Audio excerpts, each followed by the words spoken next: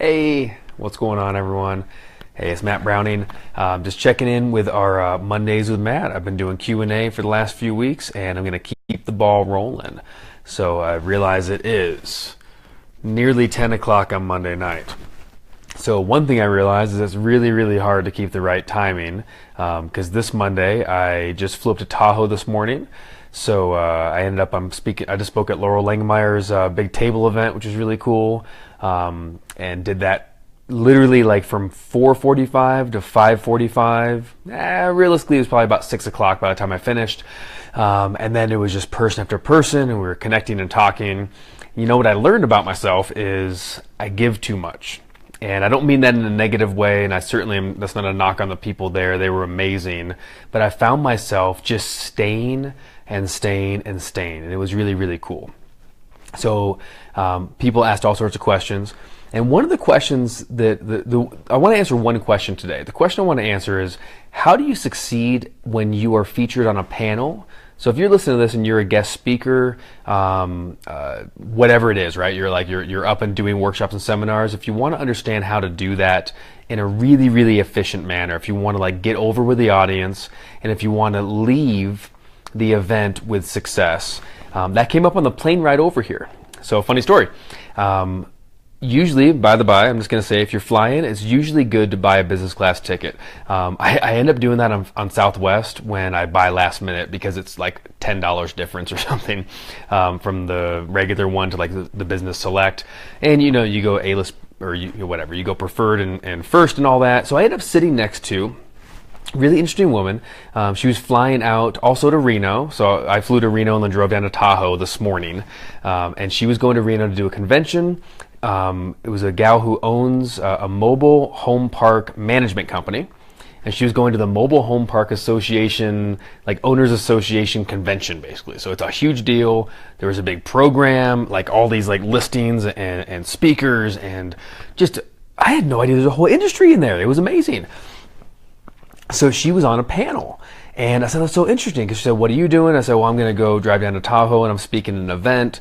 And she said, oh, that's really cool. And what do you do? I said, well, I train speakers and using neuro-linguistic programming and how to essentially position yourself and how to influence audiences and that kind of thing. And she said, oh, that's really cool. She said, I'm going to do this panel. So long story short, she asked me a question. She said, well, gosh, how can I get the most out of this? So here's a few nuggets that I want to talk about in the next like 10 minutes, and then we'll end to that. A couple of nuggets. So a panel, if you're going to be on stage, you're going to be at an event, and you want to get the most out of it. Number one, whether you're speaking or being interviewed or being featured on a multiple person panel, you can get almost the same outcome no matter what you're doing, but you got to go into it with the right intention, and you got to go into it knowing what you're looking for out of it. No matter what the host says, you can still go in with a certain expectation. So I asked her, what's your outcome? She said, I hope they like it, and maybe I'll talk to, some people will talk to me afterwards. That would be cool. And, then I can follow up, and, that would be nice. I said, so your outcome is that you're interesting and people will talk to you about it afterwards. And I said, with all due respect, that's a terrible outcome. I said, would you like to get new clients? She goes, well, of course. I said, okay, great. So what's an average client worth? I said, it depends on the size, but a big client is worth about $5,000 a month to a management company. So that's pretty good. So I said, would you like to get 2, 3, 4 new clients? She said, of course. I said, so this could be worth $20,000 a month to you if you do it right. Is that correct? She said, yes. So then the next question is, when you're going to speak on a panel in front of a bunch of people, how do you get yourself, what I call getting over? You know me, I love pro wrestling. It's kind of a pro wrestling term of when the audience just kind of like turns and they begin to love you just because you're you. So they call that getting over. In the speaker world, I call it getting over. How do you win them over just by being on a panel? It can be a challenge when there's a moderator running a panel and asking questions. So here's a few things I want to talk about in the next few minutes. Number one, how do you answer questions when you're on a panel appropriately so you can still get yourself over, add value to the group, and somehow still answer questions. Because if they ask you questions that aren't relevant to what you would like to teach and talk about, that's a problem. So I'm going to share how do you answer questions right. I'm going to share, see if you can see this. Look at my hands. This is not a weird Star Trek thing. That's this, I guess, but I'm doing this. So this is the anchor that I taught her. So you're going to have 5 points to learn when you're on a panel. You have point number 1, your thumb, the last point, your pinky, and then you have 1, 2, 3. 3 keys you're going to walk into the panel knowing you can talk about these 3 keys.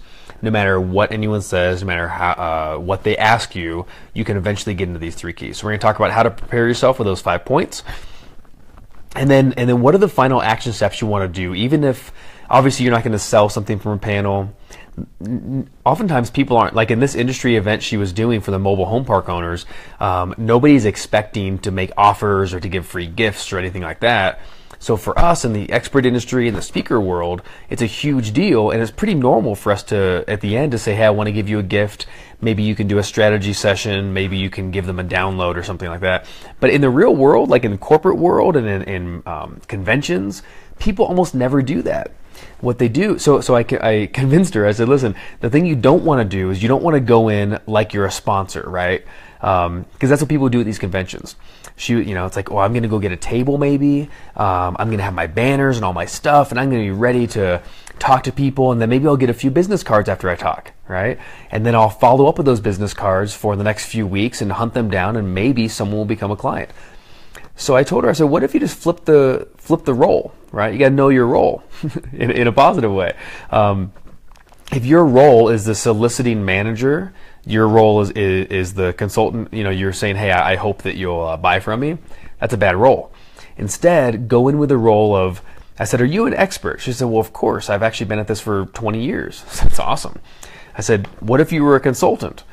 And she said, well, but I have a management company. I said, well, what if they introduced you? So the first thing is, how do they introduce you? So I gave her some speaker bio stuff. So instead of introducing her as, oh, and this person owns this management company, and they founded in this year, and they do this, and they have that, and it was just kind of boring. I said, what if they introduced you as, someone who founded a management company, in 98 or 1999, 18 years ago. So she's owned a management company for 18 years and consults with owner managers.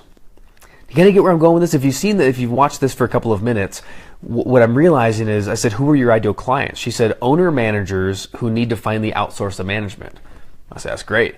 So what if you framed yourself as a consultant? I own a management company, and I also am a consultant to owner managers to help them to get the most out of their property and the most out of their tenant times, or what, the words don't matter, but the idea is, instead of just being a person who has a management company that you can hire, now I'm a person who owns a management company, so they know that, but also I'm a consultant and I help owner managers to XYZ. So that's the intro she's going in with, and I should actually check in. I'll check in. I got her email. She's speaking tomorrow morning. I guess it's not tonight. I spoke tonight. She's speaking tomorrow morning. So I'm going to check in tomorrow and see how it went. So number 1, your intro should edify you, and it should give you enough prestige, and it should speak to the people who are in the audience and speak to the thing that you want to do for them, right? If she's looking for owner managers, I want people to know that she can consult with them. And then that's also going to tie into the very end of a panel. Even if they don't ask for this, and even if people don't expect that people can make offers, if I'm on a panel, after an hour, or however long it is, at the end, I might answer my final question, something like this. I might say, thank you so much for that, and I hope that made sense, and I hope that added some value to you. And listen, if you guys would like, I don't normally do it, or maybe you do, but I said, if you guys would like, I charge $250 an hour to consult. I would love just to give anyone here, if you'd be open to it, a 45-minute strategy session. And I'll just chat with you, and we'll find out what your biggest problem is, and I'll help you strategize about how to change it. And then be honest and say, and I'd also love to explore what it would look like to work together, and see if that's something is of interest to you also. I won't charge you my regular consulting fee. It's totally free. You just got to, just let me know if you'd like to do that. Hand me your business card, and we'll schedule a time. Or maybe you have sign-up sheets. So what's so neat is like sometimes in our seminar industry, if you go to seminars and events, we take this for granted that like, well, everyone has strategy sessions, everybody has offers, everybody has all this stuff. But the truth is, if you go to a Starbucks, people aren't ready for an offer. Everyone isn't walking around every day offering strategy sessions. It's a very, very Haisu. It's a very small area of the population of the coach space that offer these strategy sessions. So if you go into like an industry event like this mobile home thing, man, you could really do that. So that was what I said. Go in with the prestige, number one, to make sure that you frame yourself as someone who can help the kind of people who are there. Like I have a different speaker intro for whether I go to schools, whether I go to corporate, whether I go to speaker events, whether I go to personal development events. I tweak it ever so slightly so it's really good. So the promoter will introduce me in a frame that makes sense to the people. At the end of that introduction, they should say, wow, I'm glad Matt's here, and I didn't know he was that cool, but apparently he is, and now I want to listen to him. So that's kind of what I'm looking for, okay?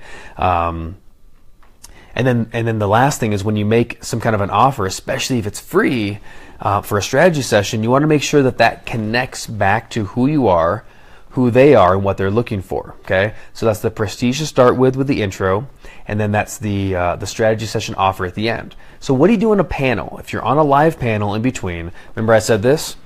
5 things. So the thumb is your story. So go into it with 5 points. 5 points that no matter what gets asked, no matter what happens, you know that you can answer in a way with these things. And here's what I found. I've actually facilitated a ton of panels over the years at my workshops. In addition, hey Mark, you're right about that. Mark just said, just like presenting your resume, absolutely true. And Jeff, dude, I hope you're watching right now, buddy, with sound up. I'm shouting you out. Love you, man. Haven't seen you in a while. What was my point? Oh, the point is the 5 points. So after conducting a lot of panels, no matter how they're run, what I usually find is if it's an average of 3 to 4 people or maybe 3 to 5 on a panel, you as a speaker or as a panelist, you'll probably have the chance to answer roughly 4 to 5 questions maximum. And that gives you 2 to 3 minutes per question, again, maximum. Think about that. If you answer 5 questions, 3 minutes each, that's 15 minutes. And if you have 4 people up there, that's literally 60 minutes, not including host talking.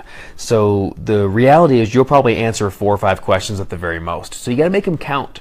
How you want to answer questions on a panel, real simple. You want to be succinct, as much to the point as possible. You want to take the question, kind of frame it around the thing that you're really good at teaching or what you're an expert in, and give them a quick answer, give a little nugget of something they can hang on to, but then also, if you can, of course, seed or mention or talk about, tie it into the thing you do while you answer the question. Okay, so if I'm doing NLP or if I say I'm doing speaker training, I'm going to answer whatever question you have, but I'm going to maybe I'll use a metaphor that comes from someone I worked with in the speaker coaching space. All right, so let me give you an example. If I'm on stage and I'm speaking and I'm training someone, here's what I might run into, and you can use that same principle for this thing you just asked me about. I know that was a little bit non-specific, but I think that hopefully that makes sense. You want to try to answer questions by tying them in to answering it, but also to the thing you know about. Okay, so if you go in with this, if you have your 5 points, point number 1 is your story. Very often a host or a panel leader is going to ask everyone on the panel some sort of question. I know I do. Some kind of question about, hey, so tell us a little bit about your story, or how did you get to be doing what you're doing? How did you get here? Something like that they're more likely than not going to say. I don't get that question every time, but really often I get it. So what you want to do, so think about your thumb. Your thumb should be, and this can be an anchor for you, a condition response. You can have your hand on your thigh, just like I am right now. Hello. Don't look at my thigh, but right, my hand on my thigh, and I can just be thinking story, and then 1, 2, 3 points, and then your pinky is your closing remark. Oftentimes, again, a question that I get a lot on whether it's a radio interview or a podcast or a panel or whatever, someone usually says something like, well, we're almost out of time, but do you have any parting wisdom? Or some version of that question, right? They're going to say, do you have parting wisdom? Do you have any final thoughts? We got a minute left. Do you have any last things you want to say to people? And what I hear people do a lot, unfortunately, and I've done this too, I've been guilty. We go, yeah, how about this? And we make up some crud on the spot that's not necessarily what you're really looking for. So here's what you do. Your pinky is, what's your final piece that if you can get one little nugget of wisdom, right? Maybe it's, I don't know, I'm just making this up, but maybe it's be authentic. And that's what you anchor to your pinky. And you think pinky means be authentic. So whenever somebody says whatever the last question is or any last thoughts you want to share, I'll say, yeah, I have one. Pass the microphone over to me. I'll say, I feel like we've talked about a lot of things here during the panel, and here's the reality, man. Like, there's a lot of strategies to implement, and you're going to do great at this.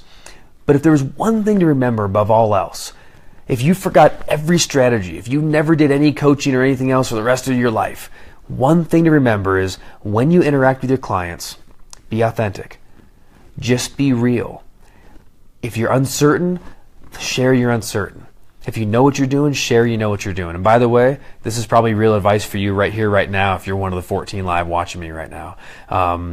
So I would share that at the end of a panel or the end of an interview, and make it something it's one nugget, one takeaway, like a couple of words, be authentic, or, you have to keep faith, or, you know what I mean? Something really, really concise like that.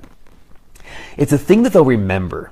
What you're doing is you're finishing your panel time or your interview time, and you're finishing it by giving them a feeling, because you can give wisdom early on and you can give knowledge early on, but you want to finish it with giving them a feeling of, wow, you know what, that was good, that was real, oh wow, that person really gets it, I like them. And they're going to get a feeling of, I want to be around them more. That's the idea. Okay, so your thumb, the first thing you want to, you go into the panel with this, you think, I need to have a 2-minute version of my story that's impactful. So if you, I take a long time for my story. I usually take 20, 30 minutes, depending if I do a 3-day workshop. So if I do an hour talk, I got to get it down to 5 or 10. If you do a panel, you want to have a story version that's 2 to 3 minutes. The worst thing is when someone's on a panel and you say, how did you get here? And they go on, and 10 minutes in, every other panelist is getting annoyed. You know what I mean? It's not appropriate to spend that much time that early on in a group setting. So, thank you, Crystal. Crystal said you have some great panels. I'm grateful to hear that. I think I do really well at it. Also because I know what I'm looking for as a panelist. So I try to run my panels at our events just like that, right? I give each person a chance to share a story. And then I'll say, well, let me ask you this. What's one of the biggest secrets to success? And then I go around to each one of the panelists and they answer those questions. So the final piece is this. I said the 3 fingers in the middle. So this is a 2-minute version of your story. The pinky is your parting wisdom, so you go in with those 2 things, right? Then the 3 fingers are key 1, key 2, key 3. You don't need to call these anything out loud, but it's something like, these are my, 3 mistakes every entrepreneur makes and how to avoid them. The 3 secrets to running a profitable mobile home park, even if you're self-managed. And so that's what I told my friend on the plane, who is the mobile park manager, if you're joining me later. She was going on a panel tomorrow. She's going on a panel tomorrow morning and asked for some advice, since I'm a speaker trainer, about how to do that. And again, it's just amazing, if you go into a panel as an expert and you just kind of wait to see what happens and you just answer questions on the fly, I'm telling you, sometimes it goes well, but the problem is you can't control the result, and sometimes it's horrendous. It doesn't go well at all. So you want to take back as much control as you can so you can get the outcome you want to have, right? So I'm going to go in with what are my 1, 2, 3 keys. And I don't want to, I will share hers because it's anonymous, and I think she'd be fine with that anyway. This is great keys. So I said, if you're talking to owner-managers that own mobile home parks, what are your 3 secrets? I don't know. I said, well, what's one thing that if you could just tell them this, if you went and take it over, you would change something right away? And she said, well, I find that people have problems adhering to their policies and their procedures for, cleanliness and laundry and parking and things like that. I said, great. So your index finger, number 1, is going to be how to maintain policies even when you're owner managed. And I said, what's the secret of how to do that? So you got to come up with what is the problem or what's the key that you want to talk about. And then what's your wisdom or what's your secret to help them to change that? And if you go in with this index finger is how to get the right policies and procedures. And then she talked about a way that she would go in and do that differently. I said, that is great. That's really, really good. It was actually a pretty cool idea. She talked about the idea of have you ever gotten like a letter from an HOA or the Irvine Company or something like that if you live in Orange County? And the letter is like, hey, we noticed that nobody's using their garage and you can't put stuff in there. You have to park in there for parking spaces, and there's going to be inspections on your garage, so look for it. If you've ever gotten a letter like that, it can be really frustrating. In a mobile home park, she said if people get letters like that's what they usually do. So she said what I would do is you have to frame the letter. I said that's really good. That sounds like NLP. So she said frame the letter with a community involvement. So you might say something like, you know, a lot of the owners or a lot of the people in the community have expressed that they'd like to keep this place beautiful and they want to really, you know, enjoy whatever the space is. Or they've expressed they'd love to have more open parking. What we found is some of the people aren't following the parking regulations. So in order to make this a better place for all of us to be, we're going to go ahead and step in and begin to regulate this parking policy that we haven't done yet. And we're going to do that because you've asked us to. So if that makes sense, it's like her solution is you're going to use the frame, not that I'm going to come down on you with the policy, because that makes people get rebellious. Instead, the frame is you guys want a beautiful place, or you guys would like more open parking. So in order to do that, we're going to start enforcing this policy, and that's going to help everybody have a better experience. That makes sense? So that became key number one. Key number two was something about how to collect rent more often and more on time, and a couple secrets about that. And then key number three was, I don't remember off the top of my head, but it was how to attract the ideal tenants with her application top page, secret top page. So she said, before I go into the application, I have a secret top page, which we go through 3 different things on there. And if you do that first, you'll get ideal clients and you'll actually scare off the riffraff, the people who would be trouble a month later. So I thought it was genius. So now the idea is she's going to go to this panel. She's going to have her story of how she got into it. She's going to have her parting wisdom, right? And then she's going to have 1, 2, 3 points that she can pull on. So how do you do this? Well, any good politician has what we call a pivot. Somebody asked a question. You say, are we going to lower taxes?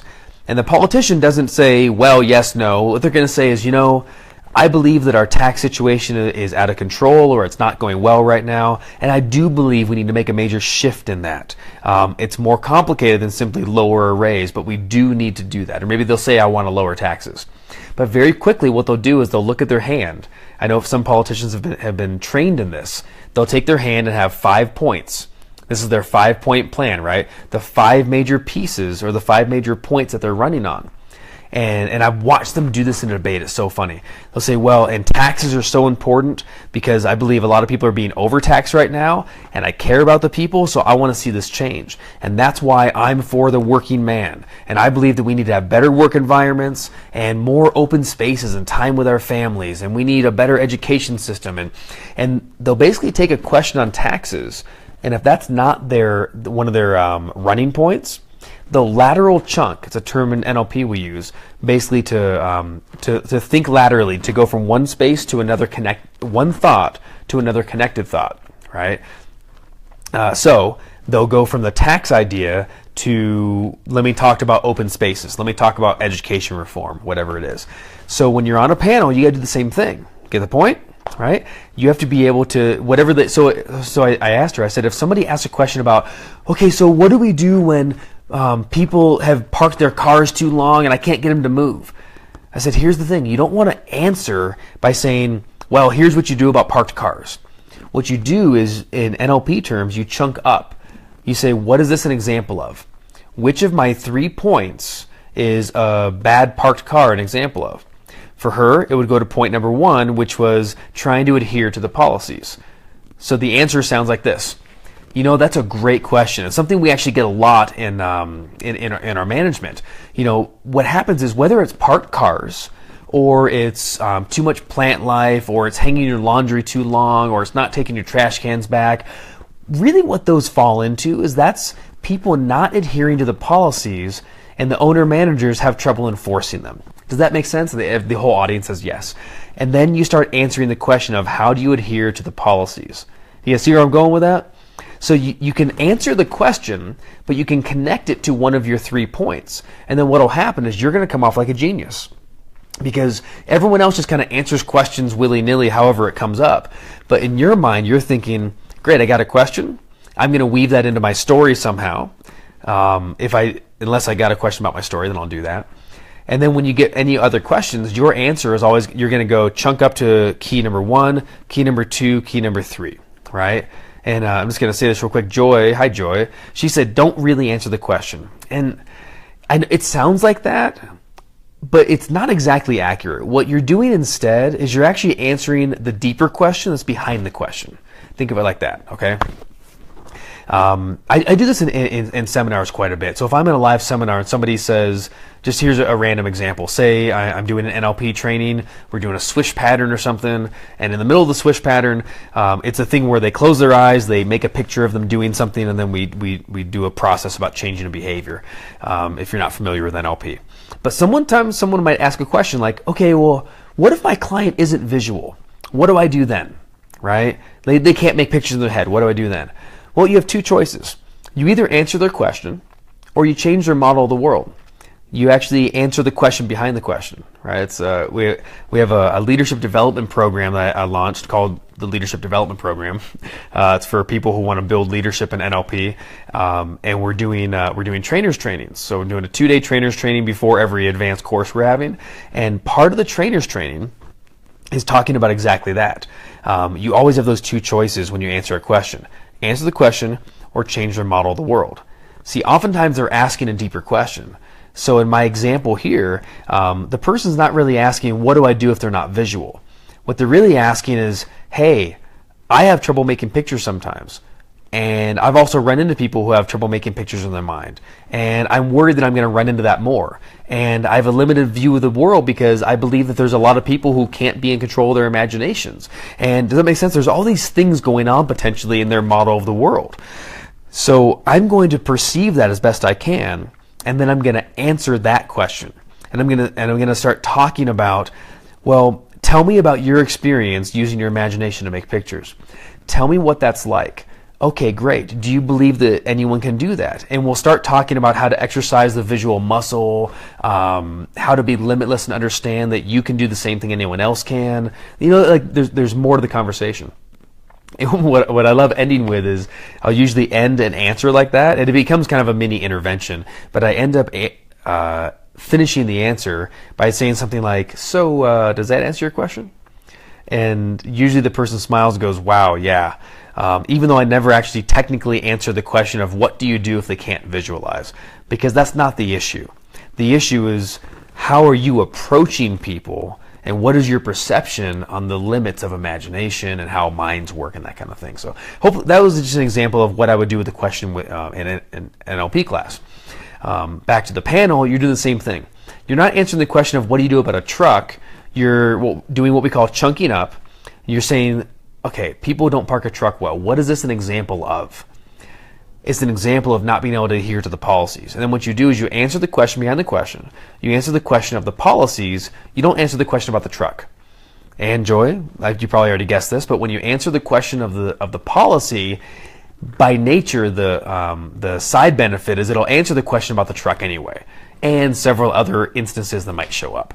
So anyway, I hope this helps. To recap, go in with the right prestige, with the right speaker introduction. So it's related to who is going to be in the audience and what your prestige and expertise is. Man, I've been going for 20-something minutes. I got to get going. This is incredible. That's number 1. And then number 2, go with your 5-point plan. What's the 2-minute version of my story? What's my closing nugget wisdom that it's a feeling I want them to walk away with? And then what's my key number 1, key number 2, key number 3? If you take this and make this hand thing and bring that with you, you'll have 5 different talking points that could easily come up throughout the time on your panel and you'll be successful. The last tip, and this sounds stupid, but it's so important. Wear really interesting shoes. Because usually on a panel, you're going to be up on stage 2 feet off the ground, oftentimes. You might be on a bar stool a little higher. And what happens is there's not a lot you can do to be memorable when you're in the middle of several different people.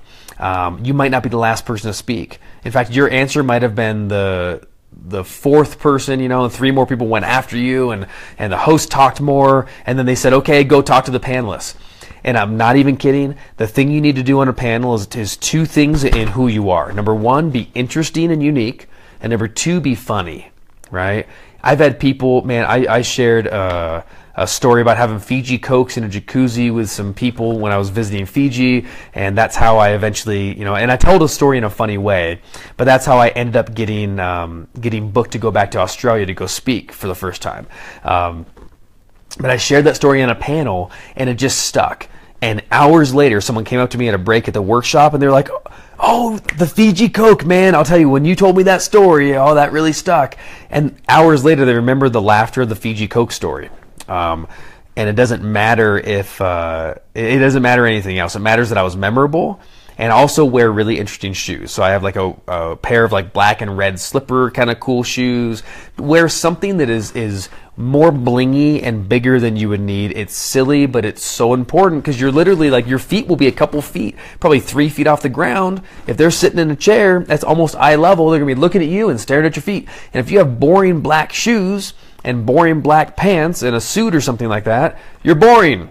So at least whatever you're wearing, wear some really cool shoes, and you'll be memorable, and you'll crush it on your panel. I hope this was good. Hope it was useful. Thanks for sticking with me. It looked like we had pretty much the same live numbers, so thanks for jumping in at a random time at 10 o'clock at night. This is Matt signing off from Lake Tahoe. I'll be flying back in the morning, and then off to Michigan for the week for a leaders conference at our church, which is going to be phenomenal. Cannot wait to be with all the leaders out there. We're flying back Monday, so Tina and anyone else, Mondays with Matt next Monday. We'll probably end up doing it a little earlier because we'll be leaving. I think our flight is like 2 o'clock in the afternoon or something, Michigan time. So we'll be back after that. So I'll either do it in the morning or do it at nighttime. Just got to keep an eye out. Every Monday at some point, I'm going to jump on Facebook Live and just answer a couple questions that have been asked. If you have any questions, feel free to ask. That's it for today. Love you guys. Peace out. Bye.